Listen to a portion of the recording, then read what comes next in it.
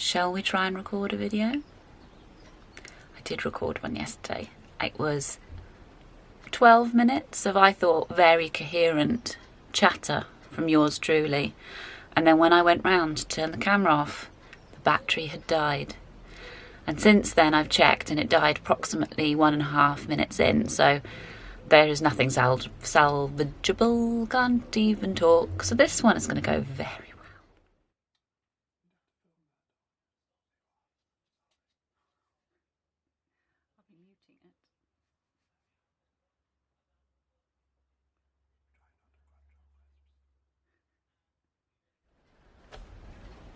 Hi, I'm Charlotte, and this is Thai Mama Tries to Read, and there should be a drum roll, but I'm not going to do that because I can't edit. This is the first of Thai Tuesdays, so I've decided that I don't give enough consistency. That will not come as a shock to any of you. And sometimes in the last year, I've gone for a month without recording anything. But, you know, for the foreseeable future, I feel like I can commit a little bit more time. And I've wanted to, since I started the channel, commit a little bit more time. So every Tuesday, hopefully, there will be just a little catch-up session. Lots of booktubers do catch-up sessions, and they're the ones that I really enjoy. I look forward to Mondays, where I know Mel's going to be recording. I look forward to Fridays for Swan. So yeah, I feel like Tuesdays will be my day. And this week, it's more or less a week since Springathon started. We've got one more week to go. So I've got some titles to do with Springathon to discuss. It's not very early. That's not even true. It's mid-morning, which for me at the moment is early. And I'm meant to be teaching Idris, but he has decided that school is rubbish. Which I don't mind. I wouldn't mind normally, because a lot of the stuff that he is doing is quite educational anyway. But because he goes to a Welsh school and we speak English at home, when we do his schooling is when I try for the whole hour, I know, a whole hour, to speak Welsh to him. And, you know, I feel like if we don't do that, he is going to lose that skill. Although he did stand there in front of me this morning and he was like, I haven't forgotten any of it. Un, dau, tri, pedwar, pimp, and just started counting in Welsh. He did start to get a little bit confused when he got to 14 though, so he's definitely not as good at Welsh as he was. So I was meant to be doing that. That's been cancelled because, you know, it's just not wanted. And then I just thought, wow, it's really quiet outside. And even though everyone's on lockdown, I live in quite a rural area and everybody's got strimmers that they're eager to test out, lawnmowers they want to crack out. The odd person is like chainsawing. And every time I come out into the shed to film, it feels like, you know, the neighbourhood lights up with people wanting to go out and do something really productive in their gardens. So all I can hear right now is a dove. Will that change? The dogs will probably bark. I feel like I just heard Jack. I don't know. So we'll see how it goes. I have got some good and bad news for you. The good news is that you should all read Swan Song by Kelleigh, I think it might be Kelleigh, Greenberg-Jephcott. This is awesome. If you didn't really know what it was about, it's about Truman Capote and his swans, the women that he really seduced to be his friends. You know, he just made them all fall in love with him, and he had this amazingly tight sect of friends in all the sort of higher echelons of American society, and they loved and adored him. They did everything with him, especially, you know, one of them, Babe Paley, she was his best friend. And then he went and wrote a book about them, or wrote the start of a book and then the promise of a book that would follow, called Answered Prayers, which was basically a very thinly disguised retelling of all of their comings and goings, shall we say. The sum up of this by Robbie Millen, the Times literary editor, is Truman Capote, socialites, cocktails, betrayal, ostracism, social comedy, tragedy, more cocktails. And that's totally what it is, but there's more to it than that. It's really beautifully written. I have no idea how someone can have that much of a vast knowledge of something. It's one of those books where you just go, wow, how do you know that? Or if you didn't know it, how have you gone so far as to put yourself in that position? And you know, she paints these women so beautifully. And Capote, there's a dog. I knew it would happen. You'll hear Stephen now coming out. Yep. The man himself is coming out to sort them out. Capote himself is just amazing. You know, you want to hate him for what he's done, but she paints him so beautifully. I just felt immensely sorry for him when he was ostracised by the group of women that he loved so much, and the decisions he makes are just terrible pretty much throughout. I've never read any of his stuff, and I'm really, really desperate to, so I'm going to see if I can find maybe a collected works. I'm sure Penguin must do some kind of collected works that's quite cool. So I am freezing in here. I had the heater on, but it makes too much noise, I think, and the sun hasn't quite hit the shed. I don't know if you can see. Okay, I shall forbear. Read it. It's really good. I'm sorry. I finished this last night. I've sort of tentatively tested the water on Instagram by putting up a story saying that I wasn't going to be making any friends when I reviewed this book, and I've quite a few people saying, oh my god, why, you know, we loved it, why? Not in a nasty way, but just genuinely wanting to know. And then I also got quite a few messages saying, oh lord, me too, I didn't like it either. That's my nice polite way of the things that people said. I could spend an hour talking about this book. I've read Buddy read this with Mercedes of Mercy's Bookish Musings and Shana of Storytime, and thankfully we all more or less instantly took a dislike to it from the word go, which sounds awful if you've loved this book, and you're just going to have to either skip my review or just accept that people get different things from different books. It was the tone for us. So when I spoke to my mother, who I was worried was going to disown me about not liking this book, my mother just instantly said, oh, you didn't get it. You didn't get it. It's not your generation. You're a bit too young. And maybe it would be better if everyone thought that. So maybe I should just leave that as the blanket excuse. But it really isn't that. I absolutely got what it was meant to do. And I read a lot of books. And if you've watched my channel, you know that I read books from, I'm also not a socialite from the 1950s, 60s and 70s who's addicted to drugs and alcohol. But I really, really enjoyed this book. And I really felt part of the lives of these characters. What I couldn't get on with in this book was not the topic, which was amazing. The topic is amazing. A couple have the most awful of circumstances. They lose their house that they've spent a lifetime building, and it's a small holding, so it's a real sort of patch of the earth that they feel is theirs. And in the same week, the husband gets a terminal diagnosis, and they decide to go out and walk this 600-mile long path in the west of England. Just checking, it's the west of England. Did not do well in geography.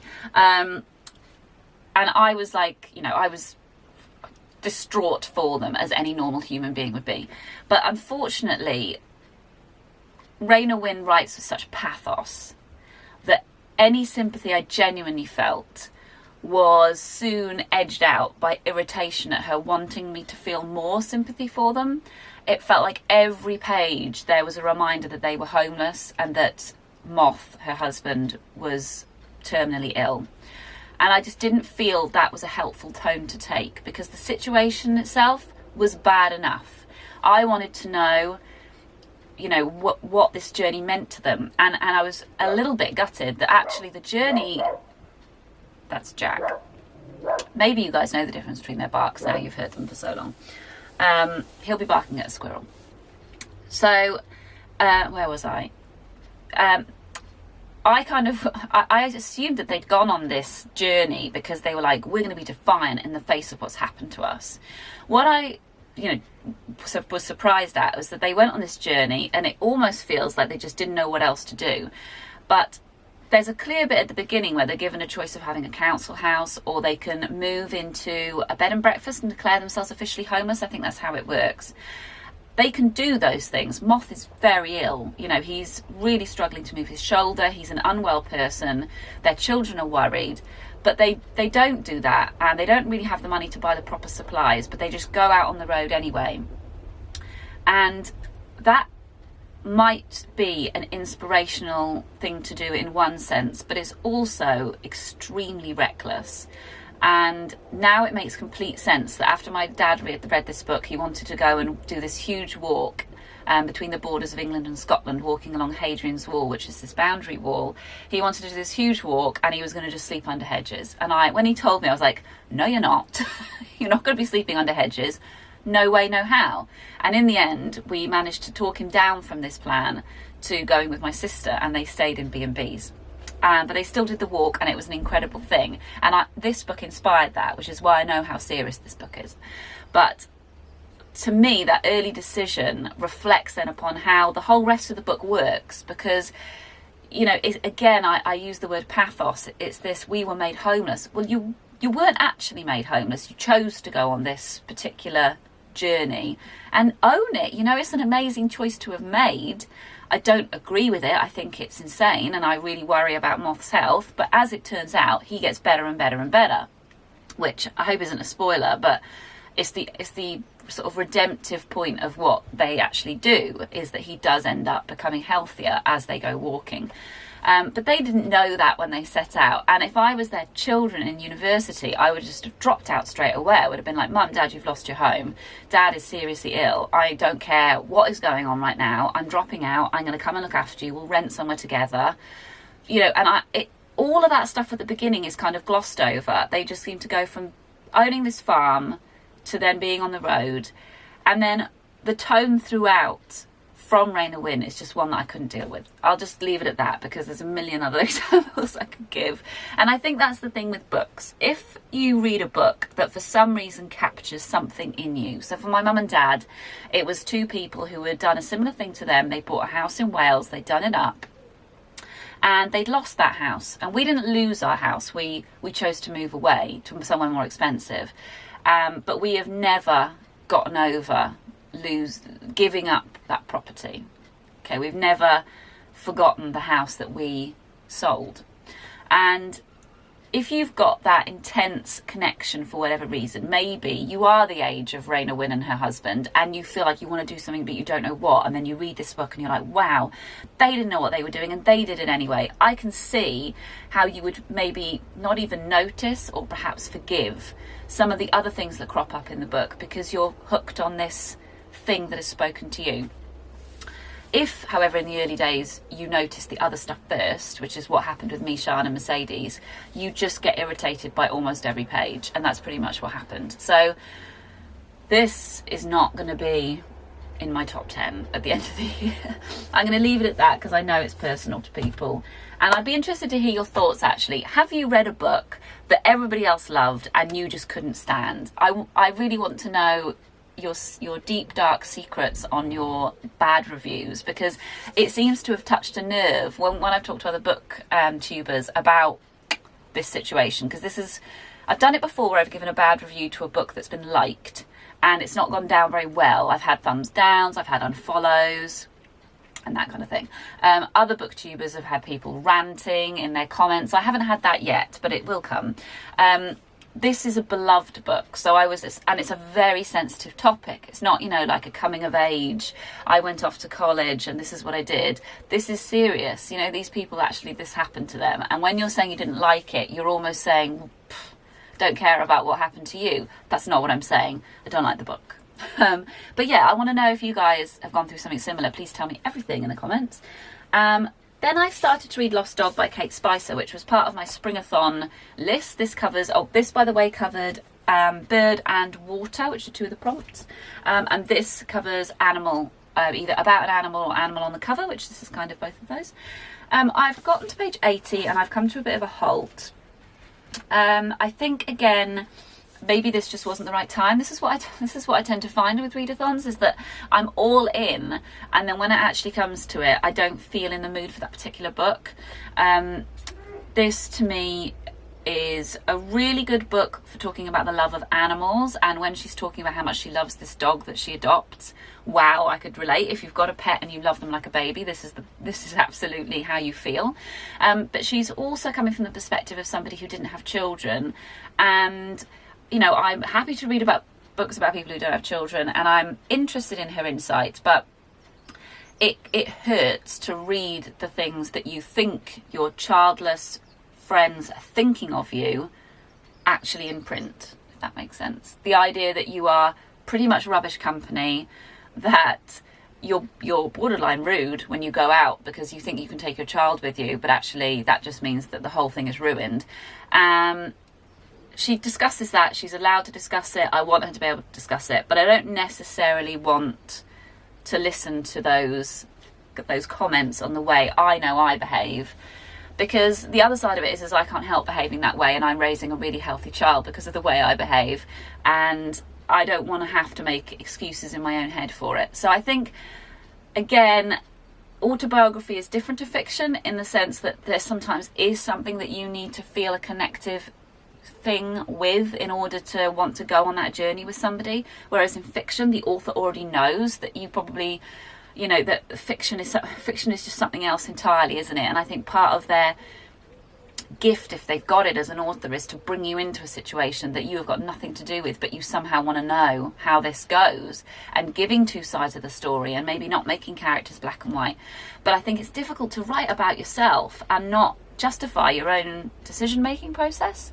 So that sounded more complicated than it was meant to be. It's a good book, but I just don't think it's necessarily for me right now.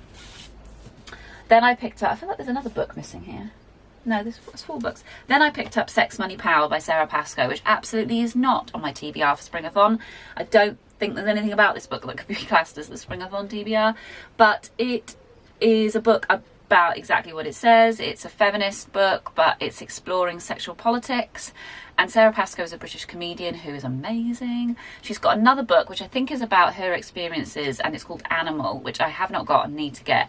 I have just read the first 19 pages and I am blown away by how clever and funny and insightful it is. One of the quotes on here is, written with kindness, bravery and ridiculous attention to detail, it will make you feel cleverer without all the usual effort. And I 100% agree. So for some reason the end of that video didn't load, but I am just jabbering, so I'm just going to leave it at that and just say goodbye to you all now. So thank you for watching the first of Tired Tuesdays. As you can see, it went as well as all the others will. Start as you mean to go on and all that. I will speak to you soon. Bye.